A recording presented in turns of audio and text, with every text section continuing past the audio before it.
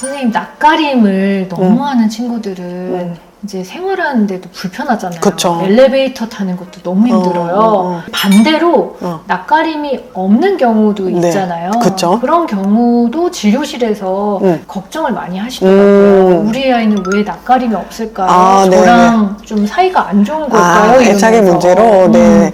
근데 그래서 이제 낯가림이 없는 것도 문제가 되나요? 낯가림도 이제 아이의 발달 과정 중에 하나거든요. 낯가림이 있어야 할 시기에 없다면 문제가 될 수는 있습니다. 낯가림이라는 것이 뭐냐? 일단 정의를 보시면은 친숙한 사람과 구별돼서 새로운 사람이나 낯선 사람, 익숙하지 않은 사람에게 아이가 가까이 가는 걸 싫어하고 그리고 친숙한 사람 곁에 더 있으려고 하는 거를 낯가림이라고 하죠.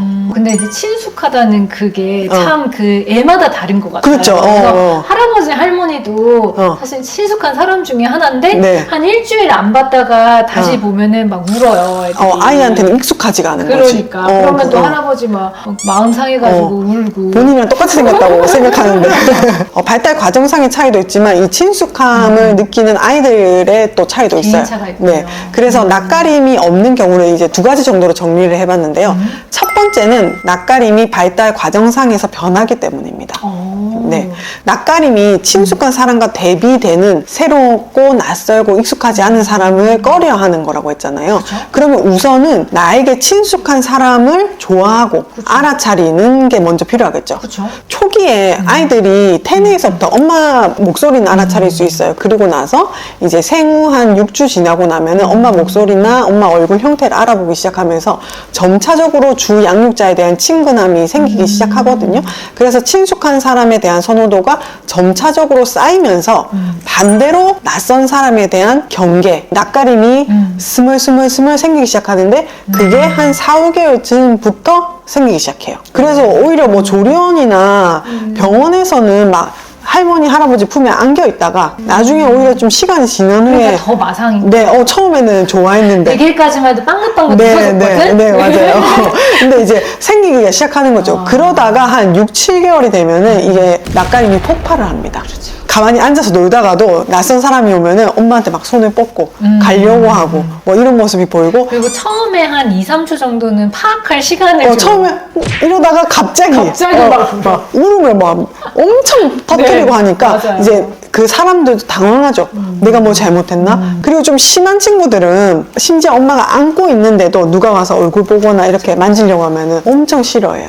그러니까 이게 분리불안이랑은 다른 거예요. 낯가림은 이 아이가 주 양육자를 더 선호하고 구별할 수 있는 능력이 발달된 결과로 생기는 게 낯가림이고요.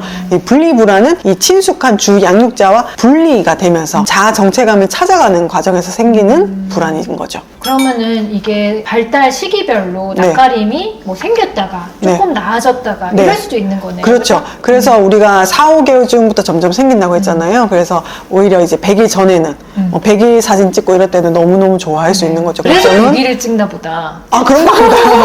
그리고 이제 낯가림이 어느 정도 회복되고 나서 뭐 돌 즈음에는 또 낯가림이 없을 수도 있는 거죠. 이 두 번째는 개인차, 아이의 기질적인 성향의 차이입니다. 좀 까다로운 아이들 같은 경우에는 낯가림이 훨씬 더 심하고 또 오래가고 표현도 세고 이럴 수가 있죠. 그렇구나. 근데 그 까다롭다는 거 예민하다는 기준이 뭘까요? 낯가림이나 새로운 자극에 대해서 아이들이 어느 정도로 반응을 하는지 그리고 어떻게 적응하는지를 결정짓는 요인은 한 3가지 정도가 있는데요. 하나는 반응의 역치, 두 번째는 적응 능력, 그리고 세 번째는 접근성입니다. 반응의 역치라는 것은 아이들이 주변 자극을 받아들일 때 이 역치가 낮은 애들은 조금만 자극도 확 받아들일 수가 있죠. 근데 반응의 역치가 높으면은 별거 아닌 자극은 별로 이제 둔하게 느끼고 크게 안 느낄 수가 있는 거죠. 똑같은 소음이나 똑같은 소리에도 어떤 아이들은 막 화들짝 놀라서 막 우는 아이들도 있는 반면 어떤 아이들은 뭐지? 하고 그냥 넘어가는 아이들이 있는 거죠. 외부 자극에 대한 역치가 낮은 친구들은 사람에 대한 자극도 비슷하게 느낄 수가 있어요. 그래서 새로운 사람의 목소리, 냄새, 형태, 그 다음에 낯선 터치 이런 것들이 상당히 불편하게 느껴질 수가 있는 거죠. 그쵸. 그러면은 거기서 다시 친숙해지는 데까지 시간이 오래 걸리니까 낯가림도 심하고 좀 오래 갈 수 있습니다. 안경을 쓴 거. 네, 맞습니다. 안경 되게 무서워하잖아요. 맞아요. 안경을 무서워하는 친구들도 있고 또 대부분 아이들이 이제 주 양육자나 주변의 사람들보다 덩치가 너무 크거나 이런 것들도 조금 낯설어 할 수 있습니다. 못생긴 거 이런 거 어때요? 못생긴 거 기준이 좀 다르니까. 두 번째는 제가 적응 능력이라고 말씀을 드렸는데요. 네. 이 새로운 환경, 새로운 사람에게 얼마나 변화에 잘 적응을 하는지에 대한 부분이에요. 주변 환경이 바뀌거나 주변 사람이 바뀔 때 그 바뀌는 환경에 맞춰서 나도 바꾸고 행동도 수정하고 이런 적응 능력을 말하는데 이 적응 능력도 아이들마다 조금 차이가 있어요. 적응 능력이 좀 느린 친구들은 새로운 네. 환경을 싫어할 거 아니에요. 그렇죠. 왜냐면 에너지를 많이 들여야 되니까. 그러니까 그러면 또 낯을 더 많이 가리게 맞습니다. 반응의 역치는 낮고 적응 능력은 조금 낮은 친구들은 새로운 환경을 싫어하게 되잖아요, 점점. 네. 왜냐면 이게 너무 불편하기도 하고 에너지를 많이 써야 되니까 그렇게 되면 아이들이 또 새로운 환경에 접근을 하려고 하는 이 접근성 자체가 좀 멀어지게 됩니다. 쉽게 말씀을 드리면 새로운 환경에 오면은 어떤 친구들은 우와 뭐지 하고 접근을 쉽게 하는 반면 이런 친구들은 궁금해도 살펴보고 회피하고 멀리서 보고 이제 가까이 접근을 하는 데까지 시간이 오래 걸리는 거죠. 그러니까 키즈 카페 끝나는 시간에 이제 적응돼가지고 이제부터 놀겠다고 집에 안 가는 아이. 지금 한매 친구 접근성이라는 거는 새로운 장소, 사람, 음식 이런 거 다 포함해요. 그런 모든 것들에 얼마나 이제 호기심을 가지고 뛰어드는지, 수용하는지, 회피하는지에 관한 부분입니다.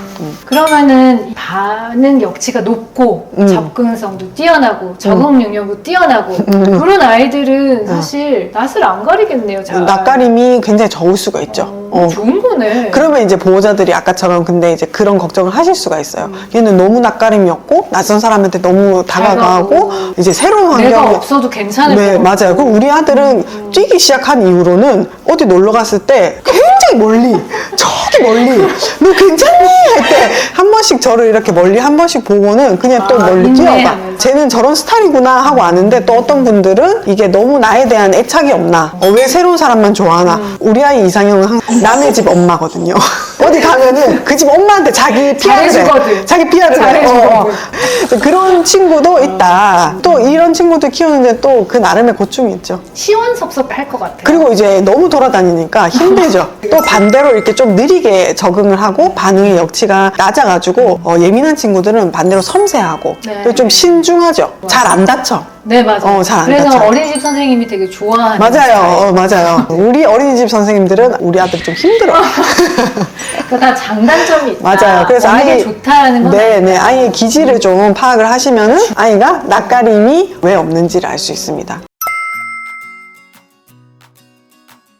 그런데 낯가림이 없는 경우 좀 걱정을 해봐야 되는 경우도 있어요. 낯가림이라는 것은 친숙한 사람에 대한 선호도, 나에게 친숙하고 중요한 사람을 알아차리는 능력이 생긴 발달 과정상의 결과로 낯가림이 나온다고 했잖아요. 근데 이 낯가림이 계속 없다. 그리고 예를 들면은 활발한 친구라고 생각을 하고 키웠는데 한 2돌 될 때까지 낯가림이 없으면서 친숙한 사람에 대한 선호도 별로 없다면 그거는 조금 한번 고민을 해봐야 됩니다. 선생님께서 말씀하신 낯가림이 무조건 울고 싫다고 떼서 이게 아니라 약간 어색해하는 그런 것도 그런 것도 포함이죠. 그러니까 친숙한 사람과 낯선 사람을 구별할 수 있는 반응이 좀 능력. 다른. 그래서 낯선 사람에 대한 호기심은 보일 수가 있지만 주 양육자한테 의지하고 그 다음에 좀 더 편안함을 느끼고 주 양육자하고 좀 더 상호작용을 하려고 하는 이러한 모습은 보여야 하는데 아이가 2돌이 될 때까지 크게 주변 사람에 대한 우선순위가 안 정해져 있는 느낌이다 하면은 사회성 발달이 좀 잘 되고 있는지를 확인을 해봐야 돼요. 혹시